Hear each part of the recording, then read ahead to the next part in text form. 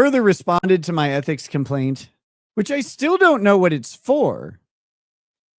I told him, I'm like, you didn't tell me any rules. And he's like, well, in the cases I cited to you, there were rule violations.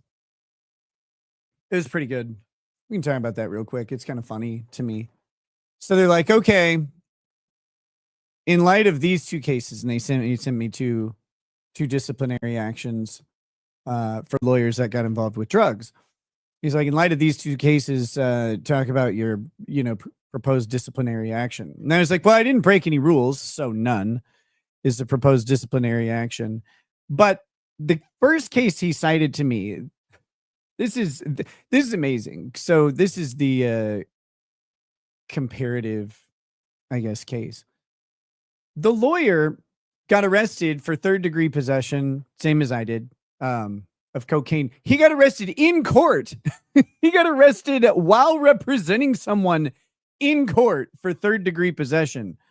Like, there's a difference, I think, at least in regards to the lawyer's professional responsibility office, that, like, I was not representing any clients. I did not have any clients to represent. I wasn't soliciting for clients at all, and mine was at home. Versus the comparable case of getting arrested in the courthouse with the cocaine, the candlestick, while like in court with your clients. Insane. And I was like, that's different. That one is not the same as my case, so I don't think that applies. And then the other one was some guy, and I don't remember what his drug was. It might have been meth or something. It was like, after repeated violations of his probation, it's like, again, and after repeated violations of his probation, mishandling of client funds, missing court cases, like missing case hearings or whatever, for clients, all of these different things.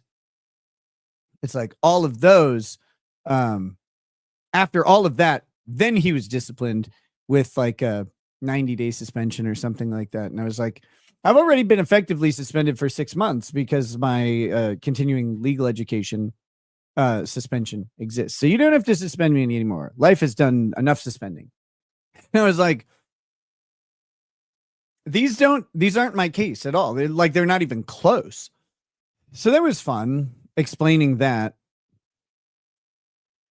But I just love that. I'm like, hey, you didn't actually accuse me of violating any rules. He's like, well, in the cases, it was rule 8.4b.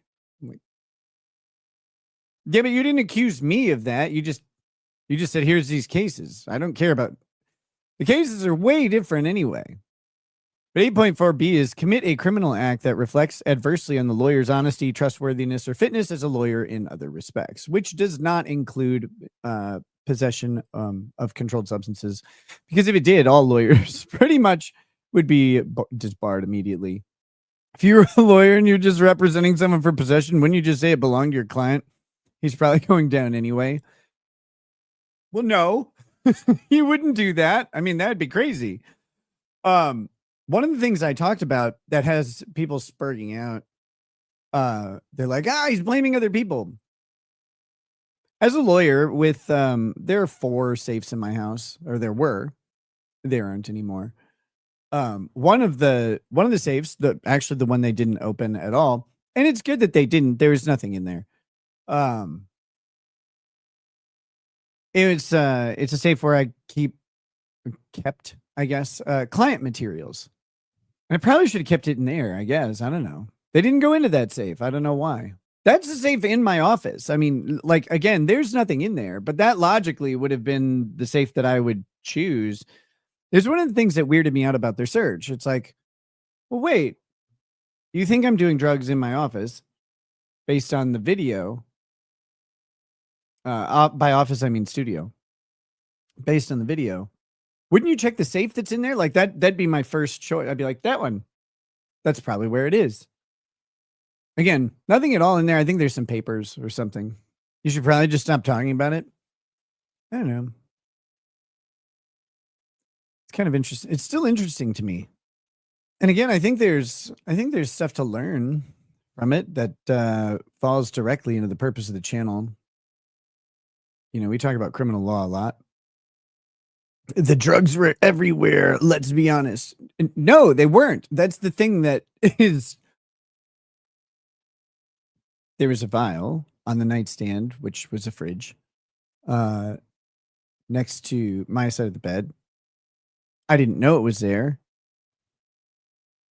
That being said, there was that, and then there was the everything in the safe, and that's it. They're not drugs all around or anything like that.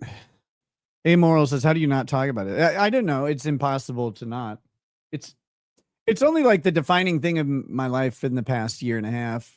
There's not, it was a moment where my entire life was sledgehammered